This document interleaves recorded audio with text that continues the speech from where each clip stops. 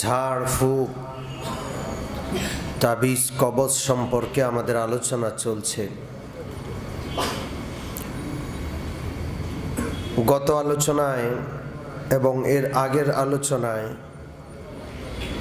ঝাড়ফুঁক তাবিজ কবজ বৈধ এই বিষয়ে আমরা দলিল পেশ করেছিলাম।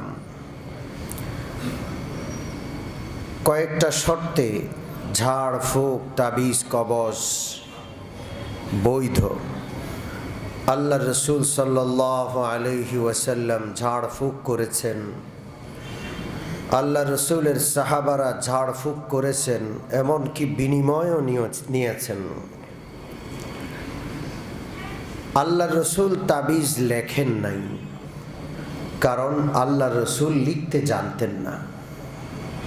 পবিত্র কোরআনের সূরা আনকাবুতে 21 নম্বর পারার প্রথম পৃষ্ঠায় এই আয়াত রয়েছে, ওয়ালা তাখুত্তুহু বিয়ামিনিকা। আপনি আপনার হাত দিয়ে লিখতে জানেন না। কে বলছেন? আল্লাহ। তা আল্লাহ রসুল তাবিজ লিখবেন কিভাবে? তবে কোন সাহাবী তাবিজ লিখতেন, তাবিঈরা অনেকেই তাবিজ লিখতেন, তাবিজ দিতেন। সাহাবীদের মধ্যে আব্দুল্লাহ ইবনে আব্বাস, আব্দুল্লাহ ইবনে আমর ইবনুল আস, আব্দুল্লাহ ইবনে ওমর, এই রকমের বড় বড় সাহাবীরা তাবিজ লিখেছেন এবং তাবিজ, তাদের দেওয়া তাবিজ গলায় লটকানো হতো। এই ব্যাপারে আমরা রেওয়ায়েত বর্ণনা আপনাদের শুনিয়েছি। তাহলে তাবিজ কবজ ঝাড়ফুঁক চিকিৎসার জন্য বৈধ। কিন্তু আমাদের ভাইরা, আহলে হাদিস ভাইরা তাবিজ কবজকে অবৈধ মনে করেন, এমনকি তারা তাবিজ কবজকে শিরিক বলে বেড়ান। তাবিজ কবজ যদি ঢালাওভাবে শিরিক হয়, তাহলে আল্লাহ রসুলের সাহাবারা যারা তাবিজ লিখেছেন, তাদের বাচ্চাদের গলায় তাবিজ লটকিয়েছেন, তাদের ব্যাপারে আল্লাহ মাফ করেন, আল্লাহ মাফ করেন, শিরকের বিষয়টা চলে আসে। ঠিক কি ঠিক না? অথচ এটা কখনো হতে পারে না। এখন আজকে আমরা আলোচনা করব যে তাবিজ কবজ সম্পর্কে যে তারা শিরিক বলেন, কোন দলিলের ভিত্তিতে, কি সেই দলিলগুলো যেই দলিলের ভিত্তিতে তারা তাবিজ কবজকে এত কঠোরভাবে বারণ করেন। আমি আগেও বলেছিলাম, কোনো বিষয়ে ফতোয়া দেওয়ার জন্য ওই বিষয়ের যাবতীয় দলিল একসাথ করে তারপরে ফয়সালা করতে হয়। কোনো বিষয়ের একমুখী দলিলের উপর ভিত্তি করে ঢালাওভাবে ফয়সালা করে দিলাম, এটা ন্যায় এবং ইনসাফ পূর্ণ হয় না, জুলুম এবং অবিচারপূর্ণ হয়ে যায়। ঠিক কিনা? তো এই জন্য আমরা সর্বপ্রথম তাবিজ কবজ এর পক্ষের দলিলগুলো আলোচনা করেছি। আজকে আমরা চেষ্টা করব তাবিজ কবজের বিপক্ষে কি কি বর্ণনা আছে সেগুলো আপনাদেরকে বলতে। সর্বপ্রথম আমি আপনাদেরকে একটি বর্ণনা শোনাবো। সহিহ বুখারীতে সে বর্ণনাটি রয়েছে 5311 নম্বর হাদিস। সহিহ মুসলিমে বর্ণনাটি রয়েছে 323 নম্বর হাদিস। তিরমিজি শরীফে বর্ণনাটি রয়েছে 237 নম্বর হাদিস। হাদিসটি একটু দীর্ঘ, এই জন্য ধৈর্য ধরে শুনতে হবে। আব্দুল্লাহ ইবনে আব্বাস রাদিয়াল্লাহু তাআলা আনহুর বর্ণনা। তিনি বলেন, একদিন প্রিয় নবী সাল্লাল্লাহু আলাইহি ওয়াসাল্লাম আমাদের নিকট তাশরীফ আনলেন। হুজরা শরীফ থেকে বের হয়ে মসজিদে অপেক্ষারত সাহাবাদের সামনে নবীজি এসে আলোচনা পেশ করলেন। প্রিয় নবী বললেন যে, আমার কাছে আল্লাহর পক্ষ থেকে আখিরাতের একটি দৃশ্য পেশ করা হয়েছে। যেই দৃশ্যটা আখিরাতে ঘটবে, কিয়ামতে ঘটবে, সেই দৃশ্যটা অগ্রিম আল্লাহ আমাকে দেখিয়ে দিয়েছেন। সুবহানাল্লাহ। এমন বহু বিষয় প্রিয় নবীকে যেটা অনেক পরে ঘটবে, সেটা আল্লাহ তাআলা নবীজিকে আগে দেখিয়েছেন। এরকম একটা দুইটা না, অনেক বিষয় রয়েছে। ঠিক কি ঠিক না? মেরাজের রাত্রে প্রিয় নবীকে আল্লাহ জান্নাত দেখিয়েছেন, জাহান্নাম দেখিয়েছেন। জাহান্নামে বিভিন্ন আযাব হচ্ছে, কাদের কাদের কি কি অন্যায় আর অপরাধ আর গুনাহের কারণে আযাব হচ্ছে, সেগুলো অগ্রিম প্রিয় নবীকে কে দেখিয়েছেন? আল্লাহ। ঠিক এমনই একটি ঘটনা আল্লাহ রসুল সাল্লাল্লাহু আলাইহি ওয়াসাল্লাম বলেন যে আখিরাতের একটা দৃশ্য আল্লাহ আমাকে দেখালেন। আমি দেখছি যে নবীরা আখিরাতের মাঠে, হাসরের মাঠে আসছেন।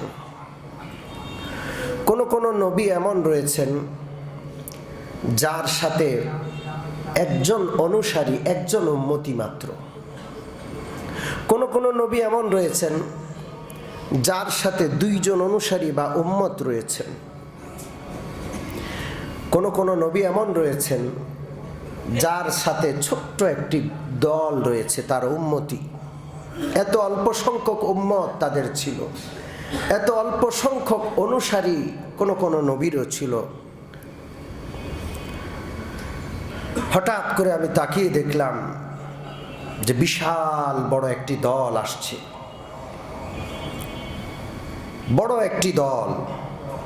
যদ্দূর চোখ যায় ওই দলের মানুষ আর মানুষ দেখা যাচ্ছে। আমি খুশি হয়ে গেলাম। আমি ভাবলাম এরা মনে হয় আমার উম্মতি, এরা সম্ভবত আমার উম্মতি। আমি আল্লাহ ফেরেশতা জিবরিলকে জিজ্ঞেস করলাম, জিবরিল, এই যে অসংখ্য উম্মতি দেখা যায়, এরা কি আমার উম্মতি? জিবরিল বললেন, না ইয়া রাসূলুল্লাহ, এরা হলো আল্লাহর নবী মূসা আলাইহিস সালামের উম্মত। কার উম্মত? মূসা আলাইহিস সালাতু ওয়াস সালামের উম্মত। এরপরে আমাকে বলা হলো, হে আল্লাহর নবী, আপনি এবার তাকান। আমি তাকাইলাম, এত বিশাল বাহিনী আসলো, যেন আসমান জমিন আর দেখা যাচ্ছে না। আসমান জমিনের সীমানা যেন পার হয়ে উম্মতি উম্মতি উম্মতি বলে দেখা যাচ্ছে। সুবহানাল্লাহ। কোটি কোটি মানুষ। আমাকে বলা হলো ডানে তাকান। আমি ডানে তাকালাম, সেদিকেও দৃষ্টি সীমা ছাড়িয়ে অগণিত অসংখ্য মানুষ। বলা হলো বাম দিকে তাকান। বাম দিকে তাকাইলাম, দৃষ্টি সীমা ছাড়িয়ে অগণিত মানুষ। সব দিকে তাকালাম, শুধু মানুষ আর মানুষ। আমাকে বলা হলো, ইয়া রাসূলুল্লাহ, এই দল যে বিশাল বড় দল, এই হলো আপনার উম্মতের দল। ও মুমিন মুসলমান, আওয়ামী লীগের জনসংখ্যা বেশি, অনুসারী বেশি, এই দলের এই পার্টির লোক বেশি, এই জন্য এরা গর্ব করে। বিএনপি খুশি হইতো বিএনপির লোক যদি বেশি হইতো। প্রত্যেকে চায় আমার দলটা যেন ভারী হয়। ঠিক কি ঠিক না? আমার নবীও চাচ্ছেন, আমার নবীরও মনের চাহিদা তার উম্মত, তার অনুসারীর সংখ্যা যেন বেশি হয়। কিন্তু বড় আশ্চর্যের বিষয়, মুসলমান কাফেরদের কথা শুনে জন্ম নিয়ন্ত্রণ পদ্ধতি অবলম্বন করে আমার রসুলের মনের যে খাহেশ ছিল সেটাকে গুরুত্ব না দিয়ে এক সন্তানের নীতি, দুই সন্তানের নীতি গ্রহণ করে আছে। মুসলমানদের মুখে স্লোগান, আগে একটা সময় ছিল ছেলে হোক মেয়ে হোক দুটি সন্তানেই যথেষ্ট। এখন আর দুইটার দরকার নাই, সন্তান একটি হলে ভালো, দুটি হলে আর নয়। সন্তান একটা হলে ভালো হয়, দুইটা হইলে আর নয়। কি স্লোগান! কে শিখাইল সন্তান কম নেওয়া? কে শিখাইল? এই আসমান, জমিন, চন্দ্র, সূর্য, গ্রহ, নক্ষত্র সব আল্লাহর সৃষ্টি সেরা মানুষের জন্য। ঠিক কি ঠিক না? মানুষের কাছে মানুষ বোঝা হয়ে গেছে। গরুর চেয়েও মানুষের দাম কমে গেছে। গরুর খামার করে, গরুর পালন করে। কেউ কখনো স্লোগান দেয় না যে গরু একটা হলে ভালো হয়, দুইটা হলে আর নয়। স্লোগান দিয়েছে? ছাগল পালন করে, ছাগল একটা হলে ভালো হয়, দুইটা হলে আর নয়। স্লোগান আছে? দোকানদার, ব্যবসায়ী দোকানদারি করে, দোকান একটা হলে ভালো হয়, দুইটা হলে আর নয়। এরকম স্লোগান আছে? বাড়ির মালিক, বাড়ি একটা হলে আর নয়, একটা হলে যথেষ্ট, দুইটা হলে আর নয়, এরকম কোন স্লোগান আছে? যার সিএনজি আছে, রাস্তায় সিএনজি নামায়, সে সিএনজির মালিক। সিএনজি একটা হলে আর নয়, দুইটা হলে আর নয়, এরকম কোনো কথা আছে? পৃথিবীর কোন প্রাণীর ব্যাপারে কথা নাই।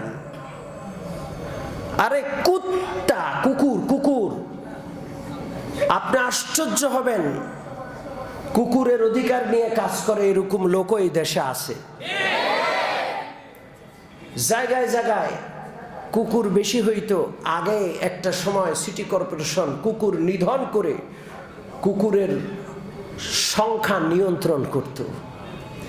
এই কুত্তা অধিকারের আন্দোলন যারা করে, ওদের জ্বালায় এখন কুকুর আর নিয়ন্ত্রণ করা নিষেধ। হাইকোর্ট থেকে নির্দেশ, কুকুর মারা যাবে না। এরা দেশের সম্পদ, কুকুর মারা নিষেধ। কুকুরের সংখ্যা নিয়ন্ত্রণ ছাড়িয়ে গেছে। আপনারা গভীর রাতে বের হয়ে দেখেন, কুত্তার জ্বালায় রাস্তাঘাটে হাঁটা যায় না। আপনারা রাতের বেলায় কম চলাচল করেন, কিন্তু একটা মৌসুম আসে যেই মৌসুমে আমাদের গভীর রাতে চলাচল করতে হয়। শীতকাল, মাহফিলের মৌসুম।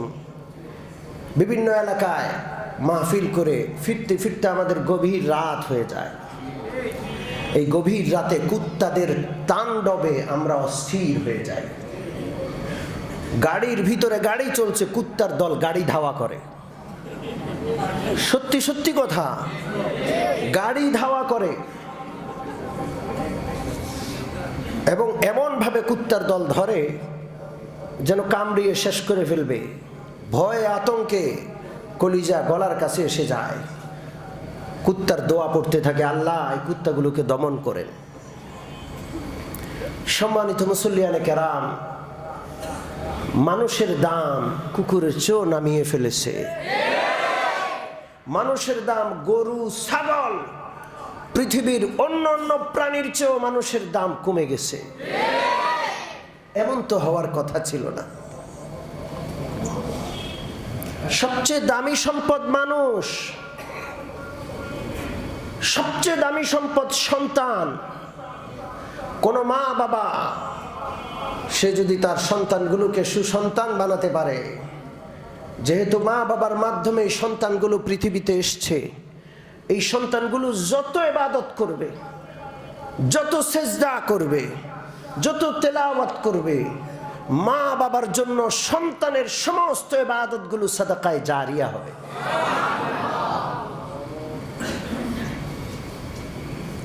আপনার সন্তানের মূল্য আপনার কাছে গরুর চেয়েও কম, ছাগলের চেয়ে কম, মুরগির চাইতেও কম। সম্মানিত মুসল্লিয়ানে কেরাম, জানি না কোন হতভাগার কুলাঙ্গার এই পৃথিবীতে জন্ম নিয়ন্ত্রণ পদ্ধতি চালু করেছে। আর পশ্চিমা বিশ্বের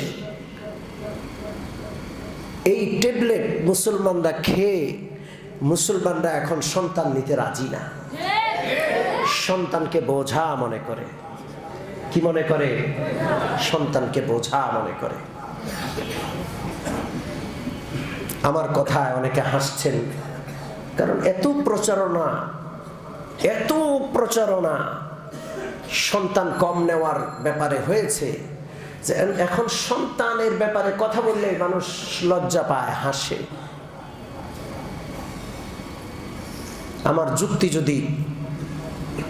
যুক্তি যেটা পেশ করলাম সেটা যদি আপনাদের কারো কাছে খারাপ লাগে বলতে পারেন, কিন্তু আমি মনে করি আমার কাছে গরু হওয়া, আমার কাছে ছাগল হওয়া, আমার কাছে অর্থবিত্ত সম্পদ দোকান এগুলো হওয়ার চাইতে আমার কাছে সন্তান বেশি হওয়া এটা অনেক বড় নেয়ামত। কারণ আমার এক একটা সন্তান হাফেজে কোরআন হবে, আমার এক একটা সন্তান আলেমে দ্বীন হবে, আমার এক একটা সন্তান আল্লাহর রাস্তার মুজাহিদ হবে। কিয়ামতে যখন আমি হাসরের ময়দানে দাঁড়াবো, আমার ডানে বামে আমার সন্তানদের কাতার হবে, আমার বংশধর মুজাহিদ আলেম হাফেজরা আমার ডানে বামে থাকবে।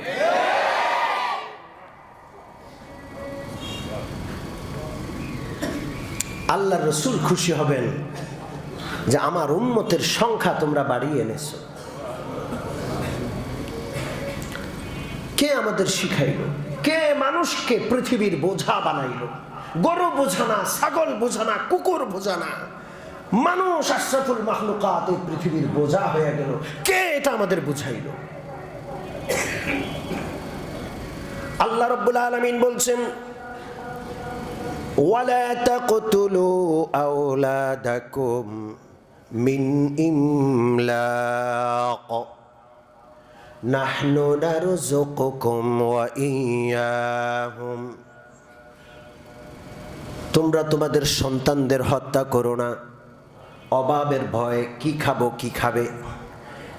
এত মানুষ বেড়ে গেলে পৃথিবীতে কিভাবে চলবে? পৃথিবীতে মানুষ আর মানুষের সংখ্যা কমা দরকার।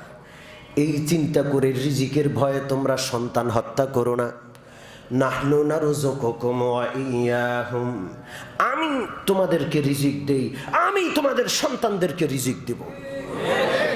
কে বলছেন?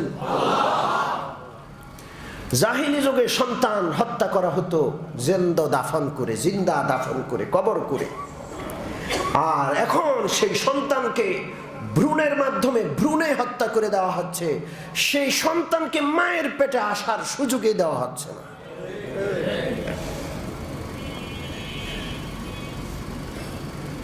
ও মুমিন মুসলমান, অভাবের ভয়ে যদি কেউ কি খাবে জন্ম নিয়ন্ত্রণ করে, তাহলে তার এটা কবিরা গুনাহ, এমন কি শিরকের গুনাহ, কুফুরের গুনাহ পর্যন্ত হতে পারে। কারণ তুমি তোমাকে রিজিকের মালিক মনে করছো, অথচ আল্লাহ বলছেন তোমরা তোমাদের সন্তানকে হত্যা করো না, আমি তোমাদেরও রিজিক দিই, তোমাদের সন্তানেরও রিজিক দিই। মানুষের সংখ্যা বেড়েছে, রিজিকের পরিমাণ বাড়িয়েছেন কে? মানুষ বোঝা না। পৃথিবীর কোনো প্রাণী কামাই করে না। আল্লাহ পাক প্রত্যেকটা মানুষকে দুইটা হাত দিয়েছেন, মেধা দিয়ে পৃথিবীতে পাঠিয়েছেন। বানর কত চালাক প্রাণী, কোটি বছর হয়েছে, বানর কোনোদিন কামাই করে খায় না। বানরের এত মেধা নাই যে সে কামাই করে রোজগার করে জাতির জন্য কিছু করতে পারে। কিন্তু প্রতিটা মানুষকে আল্লাহ তাআলা বুদ্ধি দিয়েছেন, মেধা দিয়েছেন, কামাইয়ের জন্য দুইটা হাত দিয়েছেন। কোনো মানুষ বোঝা নয়, প্রত্যেকটা মানুষকে দুই হাত দিয়েছেন, কামাইয়ের সক্ষমতা দিয়েছেন কে? কোনো মানুষ বোঝা নয়। পৃথিবীর কোনো প্রাণী কামাই করে না, কামাই করে কে? মানুষ। মানুষ দুই হাতে কি করে? জোরে বলেন, কামাই করে। দুইটা হাত দিয়েছেন, কেউ কারো উপর বোঝা নয়। রিজিকের মালিককে আল্লাহু আকবার। এক সময় মনে করা হতো স্বাধীন যখন হলো বাংলাদেশ 7 কোটি মানুষ ছিল, কয় কোটি মানুষ মনে আছে আপনাদের? 7 কোটি 7.5 কোটি মানুষ ছিল। তখন থেকেই দুশ্চিন্তা, সর্বনাশ, আর মানুষ বাড়লে কি খাবে, কোথায় থাকবে। আজকে সে বাংলাদেশের মানুষের সংখ্যা 17 কোটি 18 কোটি। চালাচ্ছেন খাওয়াচ্ছেন কে? সেই সময় দুর্ভিক্ষ ছিল, অভাব ছিল। আজকে মানুষের সংখ্যা এত বাড়াতেও অভাব নাই, সচ্ছলতা কে দিয়েছেন? কেউ বাংলার বুকে না খেয়ে মরে না, আলহামদুলিল্লাহ। রিজিকের মালিক কে? মানুষ বেড়েছে, ওই দুষ্টরা চিন্তা করেছে, আমাদের মাথায় চিন্তা ঢুকিয়ে দিয়েছে থাকবে কোথায়। আগে বিল্ডিং এ থাকার ব্যবস্থা ছিল না, মানুষ ঘর করে জমিনের উপর থাকতো। মানুষের সংখ্যা বেড়েছে, এখন প্রতিটা বিল্ডিং 6 তলা হচ্ছে। থাকার জায়গা 6 গুণ, কমপক্ষে 6 গুণ বাড়ালেন কে? রিজিকের মালিক কে? জমিনে আগে কতটুকু ফসল হতো মুরব্বীদেরকে জিজ্ঞেস করেন। আর এখন সেই স্বাধীনতার সময় জমিনে যেই পরিমাণ ফসল হতো, এখন একই জমিনে আল্লাহ তাআলা 10 গুণের বেশি ফসল দেন। হিসাব জিজ্ঞেস করেন মুরব্বীদেরকে। রিজিকের মালিক কে?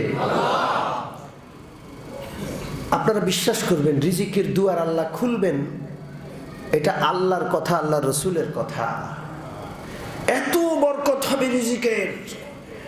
আমি কিয়ামতের পরকালের আলোচনা করছি জুমায়, ইনশাআল্লাহ সে আলোচনাও চলবে। এত পরিমাণ আল্লাহ বরকত দিবেন যে একটা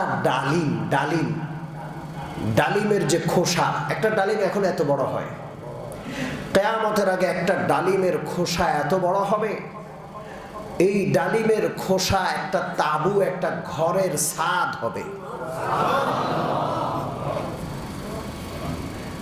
কথা বুঝেন নাই? আল্লাহ রসুলের কথা। হয়ে যাবে। হাইব্রিড পদ্ধতি আসছে, এসে গেছে। হাইব্রিড পদ্ধতিতেই প্রত্যেকটা ফলকে বাড়ানো যায়, ঠিক কি ঠিক না? এটা সেই 1400 বছর আগে নবী বলে গেছেন। সুবহানাল্লাহ বলবেন না? এই রিজিক তো আল্লাহ মানুষকে দিবেন। আমি আমার রিজিক কামাই করি না, আমার রিজিক আমাকে কে দেন? আপনি আপনার রিজিক কামাই করেন না, আপনার সন্তানের রিজিকও আপনি দেন না, দেনেওয়ালা কে? আল্লাহ। দোকান বাড়ানো দরকার, গরু বাড়ানো দরকার, ছাগল বাড়ানো দরকার, মুরগি বাড়ানো দরকার, সবকিছু বাড়ানো দরকার, কিন্তু মানুষ কমানো দরকার। মানুষের দাম সবচাইতে কমে গেছে। জানেন এখন ফসল কিভাবে হয়? আগামী প্রজন্ম ফসল কিভাবে করবে জানেন?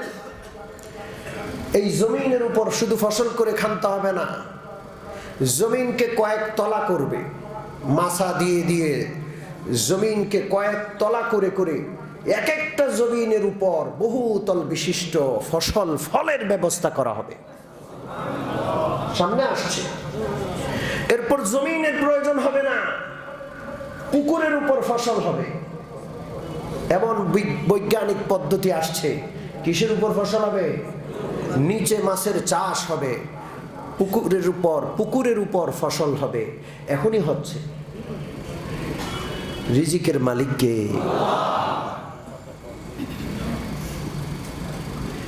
আর এই ব্যাপারে আলোচনা, দলিল ভিত্তিক আলোচনা এখন আমি তো করছি না, আমি শুধু যুক্তি আপনাদেরকে দিচ্ছি। রিজিকের মালিক যে আল্লাহ, আপনি রিজিকের মালিক হয়ে বসে থাকেন না।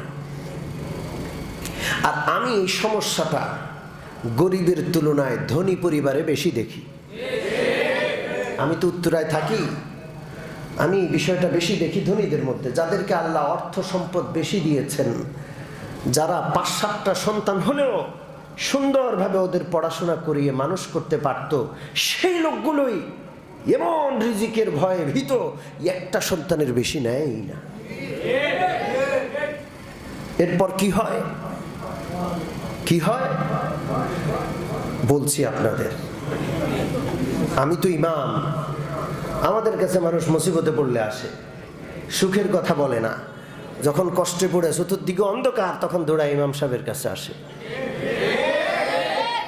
ঠিক কি ঠিক না? আমার পিছনে এক আল্লাহর বান্দা নামাজ আদায় করত, খুব মন খারাপ, কোনো সময় তেমন একটা কথাবার্তা বলে না, নামাজ পড়ে চলে যায়।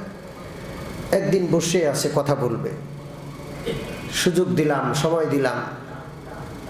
বলল যে হুজুর, বড় সরকারি চাকরি করেছি, বাড়ি আছে আমার, গাড়ি আছে, কোনো কিছুর অভাব নাই, আমার একটা মাত্র ছেলে, আমি আমার স্ত্রী জীবনের সব দিয়ে ওই ছেলেটাকে মানুষ করেছি, ও ভালো চাকরি করে, এখন ও আমাদেরকে আর চিনে না, বিয়ের সময় আসছে, আমরা মেয়ে দেখছি, ওর পছন্দ হয় না, ও ও বড় চাকরি করে, আরেক চাকরিজীবী মহিলার সে পছন্দ করে, টাকাও পাবে, মেয়েও পাবে, বুঝেন নাই?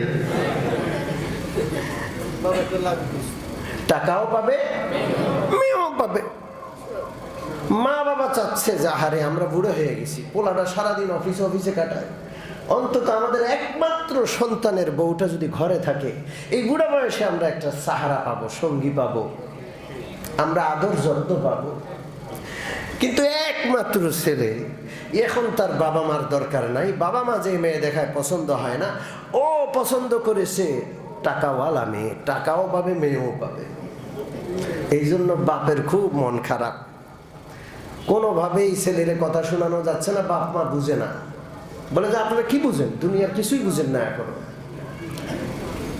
বাপ মারে পাত্তাই দেয় না, বেশি চাপাচাপি করছে, বিয়ে করে এখন আলাদা থাকে, বাপ মা বুড়া, একা একা থাকে, বেশি জ্ঞানের করো, আমি আলাদা থাকি, এটাই ভালো। একমাত্র সন্তান,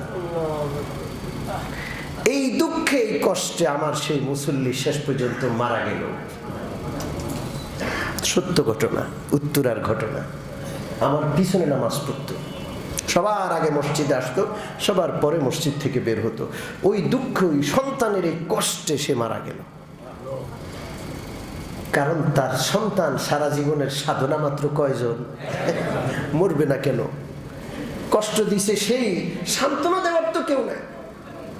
আর যদি তার 2-3টা ছেলে থাকতো, একটা কষ্ট দিছে, একটা দূরে ঠেলে দিছে, আর একটা বুকে টেনে নিত। একটা বাপ মাকে দেখে না, আরেকটা দেখতো। আমার এক বন্ধুর মা, ওই বন্ধুরা 6 না 7 ভাই জানি, কথা বুঝলেন? সবগুলো আলেম, মাদ্রাসায় পড়িয়েছে, আল্লাহ তাআলা অর্থ দিয়েছে। 2-3 জন সৌদি আরব থাকে, মা রেলে টানাটানি, মা ছেলেদের খুশি রাখতে পারে না, ওর ঘরে গেলে ও আসতে দেয় না, বাকিগুলো বেজার হয়ে যায়, ওর বাড়িতে গেলে ও আসতে দেয় না, বাকিগুলো বেজার হয়ে যায়। এরপরে সিরিয়াল, কে উমরা করাবে, কে হজ করাবে, সিরিয়াল। ওই বুড়ি ভদ্র মহিলা এখনো জিন্দা আছে, আমার বিবির সাথে তার দেখা, কয় আল্লাহ আমারে 6 সন্তান দিয়েছে, 6 ছেলে, মেয়ে তো আছে 3-4টা, 6 ছেলে, আল্লাহ আমারে কত বড় নেয়ামত দিছে, আল্লাহ শুকরিয়া আদায় করে শেষ করতে পারবো না। একটা হজে নেয়, একটা উমরায় নেয়, একটা শাড়ি কিনে দেয়, আরেকটা 3 পিস পাঠায় দেয়, একটা ওষুধ পাঠায় দেয়, আরেকটা ফলমূল পাঠায় দেয়, আমি কত খাবো?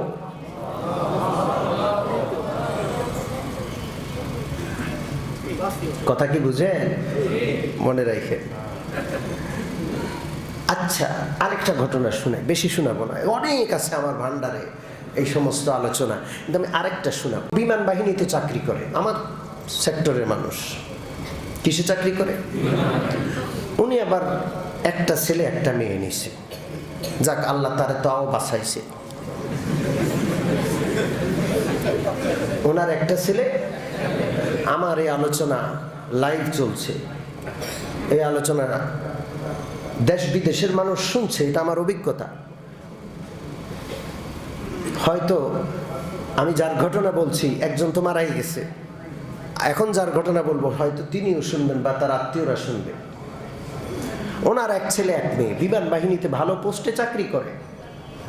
ওনার বাড়ি আবার ঘটনা চক্রে আমাদের এলাকায় 13 নম্বর সেক্টরে থাকেন। এক ভাই বিমান বাহিনীতে চাকরি করে, আর এক ভাই উপসচিব, এখন সম্ভবত রাষ্ট্রপতির সচিব তিনি, আমার খুব মহব্বতের মানুষ। তো যে ভাই বিমান বাহিনীতে চাকরি করে তার একটা ছেলে একটা মেয়ে, জীবনের সব সাধনা এই একটা ছেলের মানুষ করার পিছনে। ছেলেটা খুব ভালো ছাত্র, মা বাবার অনুগত, ইন্টার পরীক্ষা দিয়েছে, খুব ভালো রেজাল্ট করেছে।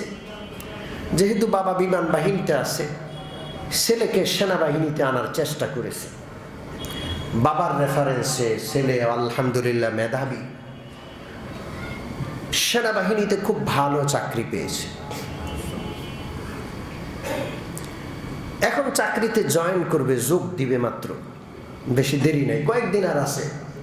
লেটার চলে আসছে, সব কিছু চলে আসছে। আজ থেকে 2-3 বছর আগের ঘটনা। রোজার ঈদের দিন বা কোরবান ঈদের দিন তার বন্ধু বান্ধব তাকে নিয়ে বলো যে চলো আমরা একটু সাঁতার কেটে আসি। উত্তরার পাশে যে নতুন সেক্টর হচ্ছে ওখানে লেক আছে, লেক, অনেকে ঘুরতে যায়। সেই লেকে ঈদের দিন গোসল করতে নিয়ে গেছে বন্ধুরা। এখন সে আর ফিরে আসে না, তার লাশ ভেসে উঠল লেক থেকে।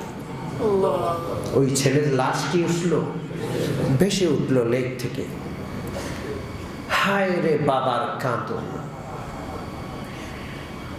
তাকে কে মারলো, কে হত্যা করলো? তার বাবার দাবি যে এই বন্ধু বান্ধবরা ঈর্ষান্বিত হয়ে ওকে খুব কৌশল পরামর্শ করে তাকে খুব সুন্দরভাবে নিয়ে সেখানে চুবিয়ে মেরে ফেলেছে।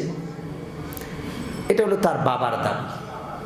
এবং ওই বাচ্চাদের বিরুদ্ধে কেসও করেছে, সবাই 16-17 বছরের পোলা হয়, কেস মামলা করে দিয়েছে। ময়না তদন্ত হলো, ময়না তদন্তের রিপোর্ট আসছে না কেউ চুবায়া মারে নাই, নিজে মরে গেছে। তার বাবা, এই মৃত ছেলের বাবা আধা পাগলের মতো হয়ে গেছে যে আমার সব শেষ, আমার তো ছেলেই ছিল একটা, আমি তো সব কিছু তার জন্য করেছি, আমার আর না দুনিয়ায় থাকার কোনো অর্থই নেই।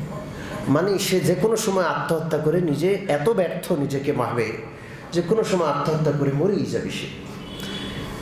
ময়না তদন্তের রিপোর্টের ব্যাপারে তার মন্তব্য হলো এটা ভুয়া রিপোর্ট, ওরা টাকা দিয়া রিপোর্ট উল্টায় ফেলছে। তার ভাইয়ের উপর তার খুব ক্ষোভ যে আমার ভাই সচিব মানুষ, ওদের বিচার করলো না। ওর ভাই বলে যে ভাই, যেটা তদন্তের রিপোর্ট আসছে এটাকে আবার জোর করে পাল্টানো, আবার ওদেরকে জেল খাটানো, আচ্ছা ছেলে কি আর ফেরত আসবে? যাই হোক, ভাইয়ের সাথে ভাইয়ের এত মনোমালিন্য হলো এই বিষয়টা নিয়ে। ভাইয়ের সাথেও তার সম্পর্ক এতটাই যে আজকে কয়েক বছর সে আর ভাইয়ের সাথে কথাই বলে না। সবসময় দেখলে হায় হায় যে আমার তো সব শেষ। এই লোকটা যদি আর 2-1টা সন্তান যদি নিত, একটা মরে গেছে, আরেকটারে কোলে নিয়ে বুকে নিয়ে আরেকটাকে জড়িয়ে সে সান্ত্বনা লাভ করতে পারত। এই দুর্ঘটনাময় পৃথিবী, যত জ্ঞান বিজ্ঞানের উন্নতি সাধিত হয়েছে অত দুর্ঘটনা বেড়ে গেছে। আগে মানুষ পাথরের যুগে ছিল, হেঁটে চলে ঘোড়ায় ঘোড়ার গাড়িতে করে পথ অতিক্রম করতো, এত দুর্ঘটনা এত মরণ ছিল না। এখন যখন বাস বের হয়েছে, প্রাইভেট বের হয়েছে, ট্রেন বের হয়েছে, প্লেন বের হয়েছে, প্রতিদিন কি পরিমাণ মানুষ এই সড়ক দুর্ঘটনায় নিহত হয় কল্পনাও করা যায় না। আজকে একটা সড়ক দুর্ঘটনায় একসাথে আজকে 6 জন মারা গেছে। কয়জন? আজকের ঘটনা এক জায়গায়, কোথায় এটা? মানিকগঞ্জে নাকি। আজকে সড়ক দুর্ঘটনাটা এত পরিমাণ সহনীয় হয়ে গেছে, এগুলো এখন আর গুরুত্বও রাখে না। কয়জন মূল্য, কি মূল্য না বললো, গুরুত্বই রাখে না। এই সড়ক দুর্ঘটনায় মারা যাওয়ার ক্ষেত্রে জোয়ান, বুড়া, বাচ্চা, শিশু, ছেলে, মেয়ে, কোনো তারতম্য আছে? এই জন্য আমি বলছি যে আল্লাহ রসুল সাল্লাল্লাহু আলাইহি ওয়াসাল্লাম উম্মত বেশি দেখে খুশি হবেন। আল্লাহ রসুল উৎসাহিত করেছেন, তাজাওয়াজুল ওদুদ আল ওয়ালুদ, তোমরা এমন নারীকে, এমন বংশের নারীকে শাদী করো, বিয়ে করো যেই বংশে সন্তান বেশি জন্ম নেয়। কেন? রাসূলুল্লাহ বলছেন, ফাইন্নী মুকাসিরুম বিকুমুল উমাম, তোমরা উম্মতেরা যখন সংখ্যায় বেশি হবে, কিয়ামতে হাসরে আমি তোমাদেরকে নিয়ে আল্লাহর দরবারে গর্ব করব যে আমার উম্মতের সংখ্যা বেশি। আল্লাহ রসুল বলছেন এক কথা, আর কাফের মুশরিক বেঈমান বেদিনরা আরেক কথা বলছেন। মুসলমান রাসূলুল্লাহর কথা না শুনে কাফের মুশরিক বেদিনদের কথা শুনে বেড়াচ্ছে। রহমত আসবে কোত্থেকে? যাই হোক, আজকের এই আলোচনাটা প্রসঙ্গক্রমে আসলো। আমার মূল আলোচনায় আমি আবার ফিরে যাচ্ছি। আল্লাহ রসুল সাল্লাল্লাহু আলাইহি সাল্লামের একখানা হাদিস শোনাচ্ছিলাম, মনে আছে না? ভুলে গেছেন? প্রিয় নবীকে আল্লাহ তাআলার পক্ষ থেকে হাসরের ময়দানের দৃশ্য দেখানো হলো। কোন নবী আসছেন একজন উম্মত তার সাথে, কোন নবী আসছেন দুইজন উম্মত, কোন নবী আসছেন একজনও নাই তার সাথে উম্মত, কোন নবী আসছেন যার সাথে এক দল, ছোট্ট দল আছে। বড় একটি দল আসলো, নবীজি ভাবলেন তার উম্মত। নবীজিকে বলা হলো না, এটা মূসা আলাইহিস সালামের উম্মত। এরপরে নবীজিকে বলা হলো আপনি তাকায় দেখেন। নবীজি তাকালেন, দৃষ্টি সীমা পর্যন্ত মানুষ আর মানুষ। বলা হলো ডানে তাকান, ডানে তাকায়ও দৃষ্টি সীমা পর্যন্ত মানুষ আর মানুষ। বামে তাকান, বামে তাকিয়েও দৃষ্টি সীমা পর্যন্ত মানুষ আর মানুষ। নবীজিকে বলা হলো এরা আপনার উম্মতি। নবীজি খুশি হয়ে গেলেন, নবীজির উম্মতের সংখ্যা বেশি। আমরা আপনারা নবীজিকে খুশি করার নিয়ত করতে পারি না? জোরে বলেন। আল্লাহ যেন মনে রাখার তৌফিক দান করেন, আল্লাহ যেন বোঝার তৌফিক দান করেন। মানুষ সম্পদ কামায়, সম্পদ কামাইতে কেউ অবহেলা করে না। 1 লক্ষ টাকা আছে আর দরকার নাই, নাকি? 1 কোটি টাকা আছে আর দরকার নাই। সবার আরো আরো আরো দরকার। এই টাকা পয়সা ক্ষমতা পদ পদবী যেমন সম্পদ, এর চেয়ে দামি সম্পদ হলো সন্তান। আল্লাহ যেন মনে রাখার বুঝার তৌফিক দান করেন। জোরে বলেন আমিন। বেগাইরি হিসাব অসংখ্য লোক নবীর উম্মতি। নবীজি খুশি হলেন। কি হলেন? আল্লাহ রসুল সাল্লাল্লাহু আলাইহি ওয়াসাল্লামকে বলা হলো, ওগো নবীজি, এই যে অসংখ্য উম্মতি আপনার, এই উম্মতি এর মধ্যে 70,000 রয়েছেন, যেই 70,000 বিনা হিসাবে কিতাবে আল্লাহ জান্নাত দান করে দিবেন। 70,000 বিনা হিসাবে জান্নাতে চলে যাবে। কত হাজার?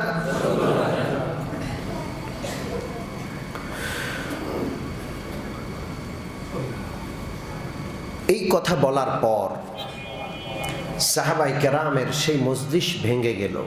নবীজির আলোচনা, নবীজির বয়ান আজকেই পর্যন্তই স্থগিত হলো, শেষ হলো। সাহাবায়ে কেরাম উঠে যাওয়ার পর সবাই একে অপরের সাথে আলোচনা করছে, আরে ওই 70,000 যারা বিনা হিসাবে জান্নাত পাবে, আমরা যদি তাদের অন্তর্ভুক্ত হইতাম, আহারে আমি যদি হইতাম। সাহাবারা ছিলেন আখিরাতের পাগল। কিসের পাগল? আমরা হইলাম দুনিয়ার পাগল। লাখ টাকার মালিক দেখলে আমি খেলে আফসোস করে, আরে আমি যদি লাখ টাকার মালিক হইতাম। কোটিপতি দেখলে আফসোস করে, আমি যদি কোটিপতি হতাম। সাহাবায়ে কেরামের দুনিয়ার প্রতি নজর ছিল না, দুনিয়ার লোভ লালসা ছিল না, তাদের আখিরাতের প্রতি নজর, আখিরাতের দিকে তাদের দৃষ্টি ছিল, আখিরাতের নেয়ামত আর জান্নাতের প্রতি তাদের লালসা ছিল।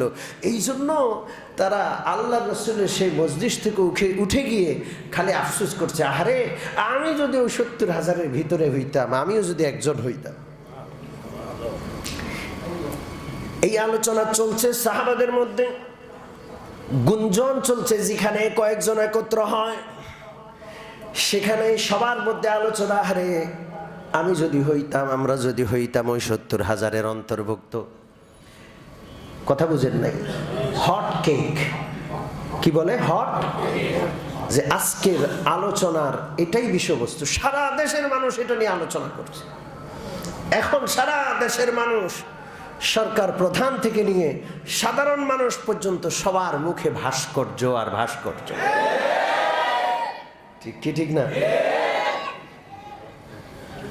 ও মুমিন মুসলমান, আল্লাহ যেন নাপাক ভাস্কর্য থেকে, ভাস্কর্য প্রীতি থেকে, মূর্তি প্রীতি থেকে, মূর্তি প্রেম থেকে আল্লাহ যেন এই জাতিকে রক্ষা করেন।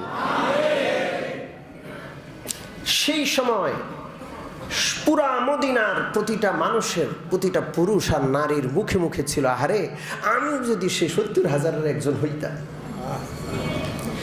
এইভাবে ঘরে ঘরে, জায়গায় জায়গায় সাহাবায়ে কেরামের মধ্যে জান্নাতি হওয়ার আলোচনা। 70,000 জান্নাতি হবে, আহারে আমি যদি হইতাম, আমি যদি ওর দলভুক্ত হইতাম।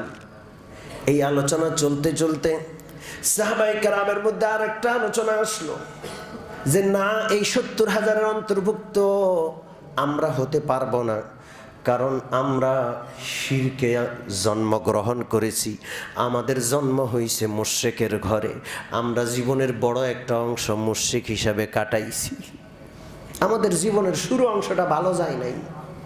পরেই না আমরা শেষ বয়সে আইসা বা মধ্য বয়সে আইসা নবীজির হাতে হাত দিয়ে কালমা পড়ছি, না হয় আমাদের জীবনের বড় একটা অংশ, কারো কারো তো জীবনটাই কেটে গেছে শিরকের মধ্যে, না আমরা এই 70,000-এর অন্তর্ভুক্ত হতে পারবো না, এই ভাগ্য মনে হয় আমাদের হবে না।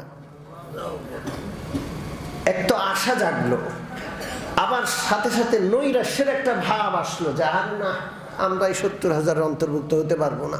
সাহাবায়ে কেরাম সবার মন ভেঙে গেল। দেখছেন অবস্থা, কত পরিমাণ উৎসাহ উদ্দীপনা জান্নাতি হওয়ার জন্য। আমরা যে আজকে 70,000-এর জান্নাতি যারা বিনা হিসাবে হবে তাদের আলোচনা শুনছি, এটা আমাদের হটটক হবে না, কারণ আমরা জান্নাতের লোভী না। প্রত্যেক ব্যক্তি ব্যতীত আলোচনা হবে না, হাত তুললে আল্লাহর কাছে চাইবো না, মনেও থাকবে না, কারণ আমরা জান্নাতের লালসায় লালায়িত না। আল্লাহ যেন আখিরাতের মহাব্বত, জান্নাতের মহাব্বত আল্লাহ আমাদের দিলে দান করে দেন।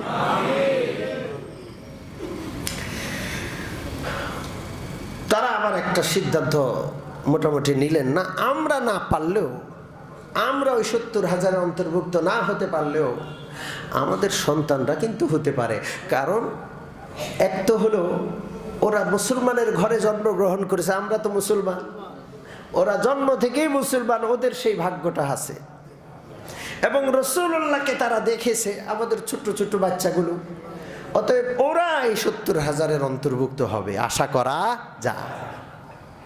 একটা জিনিস নিজে না পাইলেও নিজের সন্তান পাইলে বাবা সান্ত্বনা পায় যে না, আমার সন্তান পাওয়া আর আমার পাওয়া একই কথা, ঠিক কি ঠিক না? সাহাবারা বড় খুশি যে ঠিক আছে, যাক, আমরা না পাইলেও আমাদের সন্তানরা 70,000-এর একজন হওয়ার টিকিট পাবে। এইভাবে সারাদিন আলোচনা, বিবেচনা, আশা নিরাশা, এইভাবে হতে হতে হতে হতে পরের দিন আবার রাসূলুল্লাহর মজলিস বসলো। সাহাবায়ে কেরামের মধ্যে গুঞ্জন গুঞ্জন। নবীজি জিজ্ঞেস করলেন, কি ব্যাপার? তোমরা মনে হয় কিছু বলবে, কিছু জিজ্ঞাসা করবে। সাহাবারা বললেন, ইয়া রাসূলুল্লাহ, আপনি যে গতকাল 70,000 আপনার উম্মতি সর্বপ্রথম বিনা হিসাবে জান্নাতি হবে এই সুসংবাদ দিয়েছেন, আমাদের মধ্যে এইভাবে আমরা চিন্তা করেছি, সারাদিন এই নিয়ে আমাদের মধ্যে গবেষণা চলেছে, এক একজন এক এক মতামত দেয়, শেষ পর্যন্ত আমরা চিন্তা করলাম এই 70,000 এর অন্তর্ভুক্ত হওয়ার সৌভাগ্য আমাদের হয়তো হবে না, কারণ আমাদের জীবনের বড় একটা অংশ শিরকের মধ্যে গেছে, কুফরের মধ্যে গেছে। আমরা আমাদের জীবনের বড় একটা অংশ বেকার শেষ করেছি, এই জন্য হয়তো এই সৌভাগ্য আমাদের হবে না, কিন্তু আমাদের সন্তানরা হয়তো এই সৌভাগ্য পাবে, এমন একটা চিন্তা আমরা করেছি। এখন ইয়া রাসূলুল্লাহ, এই ব্যাপারে আপনি কিছু বলেন। আল্লাহু আকবার, আল্লাহু আকবার। বিশ্বনবী রাহমাতুল লিল আলামিন বলেন, হুমুল্লাযীনা লা ইয়াতাতায়্যারুনা ওয়ালা ইয়াস্তারকুনা ওয়ালা ইয়াক্তাউন ওয়া আলা রাব্বিহিম ইয়াতাওয়াক্কালুন। শুনে রাখো, যারা আগে অমুসলমান ছিল, নতুন মুসলমান হয়েছে, তারা এই 70,000-এর অন্তর্ভুক্ত হবে না এমন কোনো কথা নাই। যেই মোমেনের মধ্যে 4টা গুণ থাকবে, ওই মোমেন বান্দা এই 70,000-এর অন্তর্ভুক্ত হতে পারবে। সুবহানাল্লাহ। কয়টা গুণ? জোরে বলেন, কয়টা? 4টা গুণ কি কি? আল্লাযীনা লা ইয়াতাতায়্যারুন ওয়ালা ইয়াস্তারকুন ওয়ালা ইয়াক্তাউন ওয়া আলা রাব্বিহিম ইয়াতাওয়াক্কালুন। 1 নম্বর গুণ হলো তারা কোনো কিছুকে অলক্ষণে মনে করবে না। অলক্ষণে মনে করবে না। কোনো জিনিস দেখলে কয় না, আজকে লক্ষণ বালা না, অলক্ষণ। ঘর থেকে বাইরে হইতেছে, একজন মিসকিন আসলো, দূর আজকে সকালবেলায় মিসকিনের চেহারা দেখলাম, ফকির মিসকিন, আজকে দিনটাই ভালো যাবে না। এরকম লোক আছে না নাই? সকালবেলায় ঘুমের থেকে উঠছে, হাতের থেকে কিছু একটা পড়ে গেছে, চানিসটা হাতে নিচে পড়ে গেছে, দূর আজকে দিনটাই খারাপ যাবে, চানিস পড়ে গেছে হাত থেকে। এরকম কিছু জিনিস আছে না নাই? দোকানে ব্যবসা করতে বসছে, প্রথম কাস্টমার আইসা বলে যে ভাই একটু বাকি চাইতেছি। সর্বনাশ, আজকের বেচা কিনাই শেষ।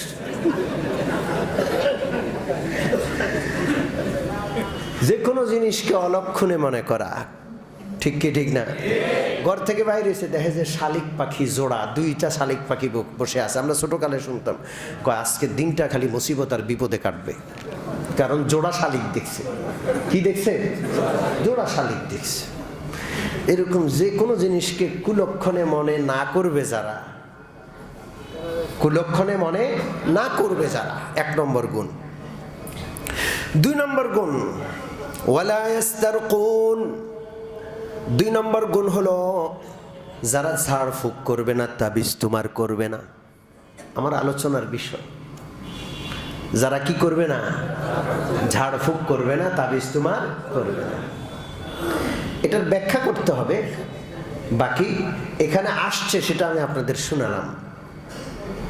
3 নম্বর, যারা দাগিয়ে চিকিৎসা করবে না। দাগিয়ে চিকিৎসা করা মানে, সেই যুগে এক রকমের চিকিৎসা ছিল, লোহা গরম করে শরীরে সেক দিত, দাগ দিত। দাগ দিলে ওরা মনে করতো এটা হলো আখেরি চিকিৎসা, শেষ চিকিৎসা। দাগাইয়া চিকিৎসা করত। আল্লাহ রসুল বলেন 3 নম্বর গুণ, তারা দাগাইয়া চিকিৎসা করবে না। অসুস্থতা এক কষ্ট, দাগাইয়া চিকিৎসার নামে যখন দাগ দিবে, কষ্ট বাড়বে না কমবে? ইসলাম এটাকে সমর্থন করে না। এগুলো নিয়ে আমি বিস্তারিত হয়তো আর একটু আলোচনা করব। 4 নম্বর, ওয়া আলা রাব্বিহিম ইয়াতাওয়াক্কালুন। তারা তাদের প্রভুকে, তাদের প্রভুর উপর আস্থা রাখবে, তাওয়াক্কুল আর ভরসা করবে। সুবহানাল্লাহ। এই 4টা গুণ যাদের থাকবে, তারা ওই 70,000-এর অন্তর্ভুক্ত হতে পারবে। সুবহানাল্লাহ। আল্লাহ রসুলের একজন সাহাবী ছিলেন, নাম হলো উক্কাশা। হযরত উক্কাশা রাদিয়াল্লাহু তাআলা আনহু সাথে সাথে দাঁড়ায় গেলেন আর আবেদন করলেন, ইয়া রাসূলুল্লাহ, এই যে 70,000 লোক বিনা হিসাবে জান্নাতে যাবে, আপনি একটু আমার জন্য দোয়া করেন, আমি যেন 70,000-এর অন্তর্ভুক্ত হই। আল্লাহ রসুল সাল্লাল্লাহু আলাইহি ওয়াসাল্লাম সাথে সাথে বললেন যে ঠিক আছে, আমি তোমার জন্য দোয়া করলাম, ইনশাআল্লাহ তুমি ওই 70,000-এর একজন হবা। আল্লাহু আকবার। আরেকজন কয়, সর্বনাশ, দোয়া চাইলেই তো 70,000-এর একজন হওয়া যায়। উনিও দাঁড়ায় বললেন, হুজুর আমার জন্য একটু দোয়া করেন। আল্লাহ রসুল বললেন, সাবাকাকা উক্কাশা, আরে ওই জায়গা তো উক্কাশায় দখল করে ফেলছে, এখন আর দোয়া করব না। কারণ এটা একটা আমল করে ওই মর্যাদা অর্জন করতে হবে, ঠিক কি ঠিক না? নবীজি সাল্লাল্লাহু আলাইহি সাল্লাম একজনের জন্য দোয়া করছেন, ঠিক আছে, এখন দ্বিতীয় জনের জন্য দোয়া করলে তৃতীয় আরেকজন দাঁড়াবে, চতুর্থ আরেকজন দাঁড়াবে, এইভাবে একজনের পর একজন লাইন ধরে বলবে যে হুজুর আমার জন্য আমার জন্য আমার জন্য। ঠিক কি ঠিক না? বিষয়টা আমলের উপর নির্ভর করে দিলেন। 4টা গুণ অর্জন করতে হবে। এই 4 গুণ অর্জন করলে তোমরা ইনশাআল্লাহ 70,000-এর অন্তর্ভুক্ত হতে পারবা। সম্মানিত মুসল্লিয়ানে কেরাম, আজকের আলোচনা এই পর্যন্তই। এই আলোচনায় আমরা স্বাভাবিকভাবে যে হাদিসটা পেলাম, 4 গুণের মধ্যে একটা গুণ এমন আছে যে গুণ এর আলোচনায় বোঝা যায় যে ঝাড়ফুঁক করা যাবে না, তাবিজ কবজ ব্যবহার করা যাবে না। এটার জবাব আমরা দিব ইনশাআল্লাহ, এটার জবাব আমরা দিব, সমন্বয় করব। আগের হাদিসগুলোতে রাসূলুল্লাহ ঝাড়ফুঁক করেছেন সেই প্রমাণ দিয়েছি, সাহাবায়ে কেরামের কেউ কেউ তাবিজ দিয়েছেন সেই প্রমাণ আমরা দিয়েছি। এখন ওটার বিপক্ষে এই হাদিস আসলো, এই দুটো হাদিসের সমন্বয় করা লাগবে। ঠিক কি ঠিক না? ব্যাপকভাবে জায়েজ এটাও বলি না, আর ব্যাপকভাবে শিরক এটাও বলবো না। কিছু শর্ত সাপেক্ষে জায়েজ, আর ওই শর্তগুলো লঙ্ঘন হলে শিরক হয়ে যাবে। কথা কি বুঝে আসছে? আমরা আমানতদার, আমরা খেয়ানতকারী না। আমি যদি এক পক্ষের হাদিস শুনে আপনাদেরকে শুধু একদিকে বুঝাইতাম, এটা ছিল খেয়ানত, আর এই খেয়ানত আহলে হাদিস ভাইরা করে। কথা কি পরিষ্কার হলো? আল্লাহ তৌফিক দিলে ইনশাআল্লাহ এই ব্যাপারে আরো হাদিস আছে, সে হাদিসগুলো সামনে রেখে আগামী তাফসীরে ইনশাআল্লাহ আশা করে আলোচনা শেষ করতে পারবো। আল্লাহ তাআলা যেটা সঠিক, যেটা হক, যেটা সত্য সেটা বুঝার, আমল করার, সত্যকে সত্য আর হককে হক হিসাবে মানার তৌফিক দান করেন। জোরে বলে আমিন। ওয়া আখিরু দাওয়ানা আলহামদুলিল্লাহি রাব্বিল আলামিন ওয়া সাল্লাল্লাহু তাআলা আলা খাইরি খালকিহি মুহাম্মাদিন ওয়া আলিহি ওয়া আসহাবিহি আজমাইন।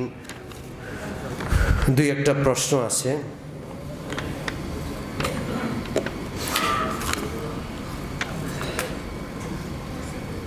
আসসালামু আলাইকুম। ওয়ালাইকুম আসসালাম। হুজুর, স্বামী অবৈধ পথে হারাম উপার্জন করে, স্ত্রী এবং তার সন্তানরা সকলেই জানে, তাদের করণীয় কি এবং তাদের জন্য এই উপার্জন হালাল হবে না হারাম হবে? গুরুত্বপূর্ণ একটি প্রশ্ন। ঠিক কি ঠিক না? স্বামী বা পরিবারের কর্তা ব্যক্তি যিনি উপার্জন করেন, অন্যদের ব্যয়ভার বহন করেন, সংসার পরিচালনা করেন, এই রকমের কর্তা ব্যক্তি যদি নিশ্চিত হারাম উপার্জন করে, তাহলে এই ক্ষেত্রে পরিবারের অন্যান্য সদস্যদের দায়িত্ব হলো তারা তাকে বুঝানো এবং এই অবৈধ পন্থায় উপার্জন থেকে বিরত রাখা। এটা তাদের দায়িত্ব। আমরা তো সেই দায়িত্ব পালন করি না, বরং যে হালাল অল্প উপার্জন করে তার উপর নাখোশ, সে বোকা। কথা বুঝেন নাই? আর যে ব্যক্তি সামান্য বেতনে চাকরি করে কিন্তু বাড়ি গাড়ি অর্থবিত্তের পাহাড় অল্প দিনে গড়ে ফেলেছে, বউ খুশি, পোলামাইয়া খুশি, আত্মীয় স্বজন খুশি, পাড়া প্রতিবেশী আঙ্গুল দিয়ে দেখায় যে দেখো কি চালা, কি বুদ্ধিমান। ঠিক কি ঠিক না? আহা, এরপর স্ত্রীরা স্বামীদেরকে বাধ্য করে, তাদের যে চাহিদা, এই চাহিদা পূরণ করতে গিয়ে স্বামীরা বাধ্য হয় হারাম উপার্জনের পথে পা বাড়াতে। আফসোস। যাই হোক, যে প্রশ্ন করছে তাকে ধন্যবাদ জানাই। এই ক্ষেত্রে দায়িত্ব হলো পরিবারের লোকজন কর্তা ব্যক্তিকে বুঝাবে, এই হারাম উপার্জন থেকে বিরত রাখার চেষ্টা করবে, বুঝাবে যে আমরা কোনো রকম হালাল পথে চলবো, অল্প খাবো, অল্প খরচ করব, আরাম আয়েশ করব না, কষ্ট করে চলবো, তাও আমরা হালাল খাবো। আপনি অবৈধ পন্থায় উপার্জন করবেন না, নিষেধ করবে। এরপরেও যদি সে বাধা না মানে, সে হারাম উপার্জন করে, তাহলে এই ক্ষেত্রে যদি সন্তানরা সাবালক হয়, তাহলে বাবার সেই উপার্জন গ্রহণ করা তাদের জন্য বৈধ হবে না। সাবালক সন্তান নিজে হালাল উপার্জন করে নিজের ব্যয়ভার বহন করবে। আর স্ত্রীর যদি অর্থবিত্ত সম্পদ থাকে, তখন স্বামীর এই হারাম উপার্জন সে গ্রহণ করবে না, সে নিজের সম্পদ থেকে নিজের ব্যয়ভার বহন করবে। আর যদি স্ত্রী অপারগ হয়, তার অর্থবিত্ত নাই, সন্তানগুলো নাবালেগ, ওরা যে কামাই রোজগার করবে এই সামর্থ্য ওদের নাই, আর বাবা বা উপার্জনক্ষম ব্যক্তিটি কারো কথা মানছে না, এই ক্ষেত্রে ওই উপার্জনকারী ব্যক্তি গুনাহগার হবে। স্ত্রী এবং নাবালেগ সন্তানদের জন্য ওই ব্যক্তির খরচ নেওয়া বৈধ হবে, ওদের জন্য বিষয়টা হালাল হয়ে যাবে। কিন্তু ওই ব্যক্তি হারাম উপার্জন তাদেরকে খাওয়ানোর কারণে ওই ব্যক্তি মারাত্মক রকমের গুনাহগার হবে। ঠিক কি ঠিক না? এটা হলো এই সমাধান।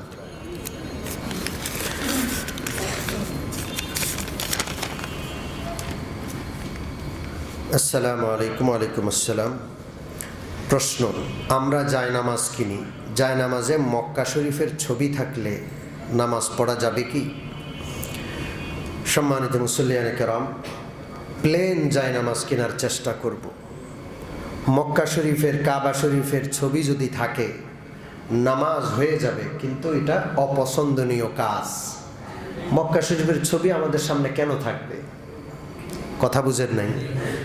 আর ওখানে পা লাগলে, ওখানে পা পড়লে খারাপ লাগে যে মক্কার কাবা ঘরের ছবির উপরে পা দিছি। এই জন্য যেই জায়নামাজে কাবা ঘরের ছবি আছে সেটা ব্যবহার না করা, করলে নামাজ হয়ে যাবে, আদবের খেলাফ হবে। কেউ যদি সিগারেট বা বিড়ি খায়, সেই অবস্থায় সালাম দেওয়া যাবে কিনা?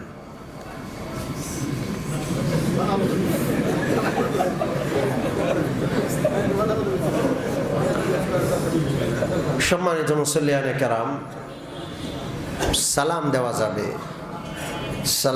যাবে, সালামের উত্তরও নেওয়া যাবে, কিন্তু বিষয়টা ভালো না। কথা কি বুঝে আসছে? সিগারেট কেন খাবেন আপনি? সিগারেট খাওয়া ভালো না খারাপ? একটা সময় ওলামায়ে কেরাম সিগারেট খাওয়াটাকে মাকরু বলতেন, দুর্গন্ধ হয় এই জন্য। কিন্তু এখন ওলামায়ে কেরাম সিগারেট খাওয়াকে অনেকেই হারাম বলেন। কেন? সিগারেট খাওয়া মানে নিশ্চিত নিজের লাঞ্চ, নিজের অঙ্গ প্রত্যঙ্গগুলোকে শেষ করে দেওয়া। ঠিক কি ঠিক না? এটা আমাদের কথা না, এটা যারা সিগারেট কোম্পানি তারাই প্যাকেটে লিখে রাখে। ধূমপান মৃত্যু ঘটায়, স্ট্রোক করায়, কি কি লিখে থাকে না? এবং পোড়া ফুসফুস, তার ফুসফুস বা তার ভিতরের অঙ্গগুলো জ্বলে পড়ে কয়লা হয়ে গেছে, সেই ছবিটাও, ভয়ঙ্কর ছবিটাও কিসের উপর দিয়ে দেয়? সিগারেটের প্যাকেটের উপর দিয়ে দেয়। কথা বুঝো? এটা একটা তামাশা। তুমি যদি এটাকে মৃত্যুর কারণ মনে করো, তো তুমি এই কোম্পানি কেন তৈরি করছো? মানুষকে মাইরে মাইরে তুমি টাকা উপার্জন করবা? কথা বুঝেন নাই? আর যারা সিগারেট খায় তারা প্যাকেটটা খুইলা টানতে থাকে আর দেখে আর হাসতে থাকে।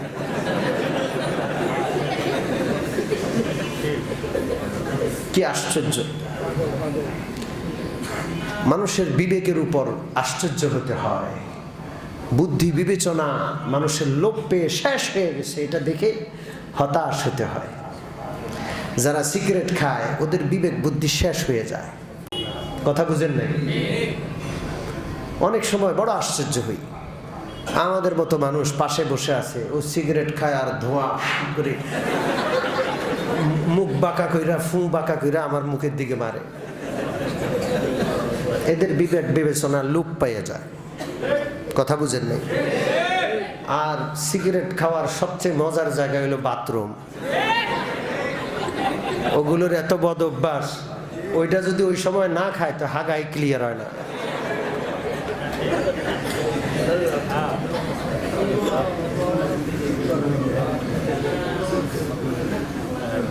এক লোকে দেখলো যে নিচে পানি পড়তেছে আর উপর দিয়ে ধোয়া উঠতেছে। ও দূর থেকে দৌড়ায় গেছে, এটা যে কোন জানোয়ার, উপরে দিয়ে দৌড়ে নিচে দিয়ে পানি পড়ে, গিয়া দেখে যে খাড়ায় খাড়ায় কি খাচ্ছে, সিগারেট খাচ্ছে আর পেশাব করছে। আল্লাহ যেন হেফাজত করে। আচ্ছা, আরেকটি প্রশ্ন, আমরা তাহাজ্জুদের নামাজ পড়ি, কিন্তু বিতির নামাজ তাহাজ্জুদের নামাজের সাথে পড়া যাবে কিনা? হ্যাঁ, তাহাজ্জুদের সময় যেটা, সেটা বিতিরেরও সময়। এশার নামাজের পরে বিতির না পড়ে কেউ যদি নিশ্চিতভাবে তাহাজ্জুদে উঠতে পারবে, এটা তার নিশ্চিত অবস্থা হয়, তাহলে সে তাহাজ্জুদ শেষ রাত্রে পড়াটাই উত্তম। কিন্তু যার শেষ রাত্রে জেগে ওঠাটা অনিশ্চিত, উঠতেও পারে নাও উঠতে পারে, তার জন্য উচিত হলো প্রথম রাতেই বিতিরটা পড়ে নেওয়া, যেন কোনো কারণে উঠতে না পারলেও ওয়াজিব এই বিতির সালাতটা কাজা না হয়। তবে উত্তম হলো যারা নিশ্চিতভাবে শেষ রাত্রে জাগতে পারেন তাদের জন্য শেষ রাতে বিতির পড়া, এটাই উত্তম।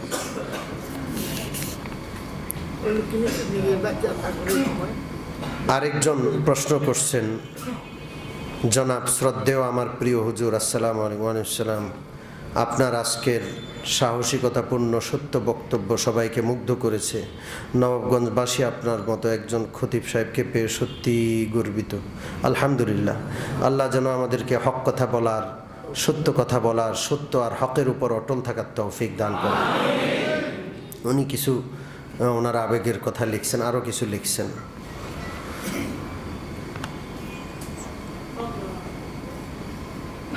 উনি লিখছেন, প্রশ্ন, বাংলাদেশে ইসলামী শাসন সম্ভব কিনা?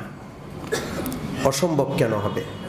জমিন আল্লাহর, হুকুমত বা ক্ষমতা বা বিধান চলবে কার? কেন অসম্ভব? আমরা নিজেরা অসম্ভব করে রেখেছি। না হয় আল্লাহর জমিনে আল্লাহর বিধানটাই সবচেয়ে উপযোগী বিধান। জমিনের মালিককে, জমিনের উপর বসবাস করি সমস্ত মানুষ, সমস্ত মাখলুকাতের মালিককে।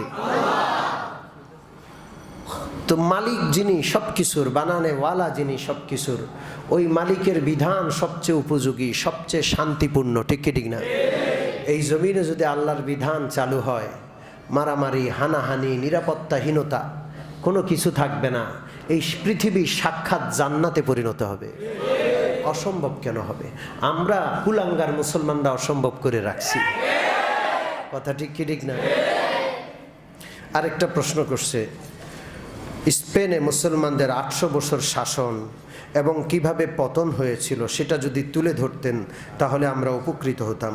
বিষয়টি অনেক লম্বা আলোচনা, তারপরও ইনশাআল্লাহ এক সময় আল্লাহ তৌফিক দিলে স্পেনে মুসলমানদের 800 বছরের রাজত্বের সেই সোনালী ইতিহাস এবং দুর্ভাগ্যজনক পতনের নির্মম ইতিহাস, সেটাও ইনশাআল্লাহ সংক্ষেপে কোনো সময় বলার সুযোগ হলে বলবো।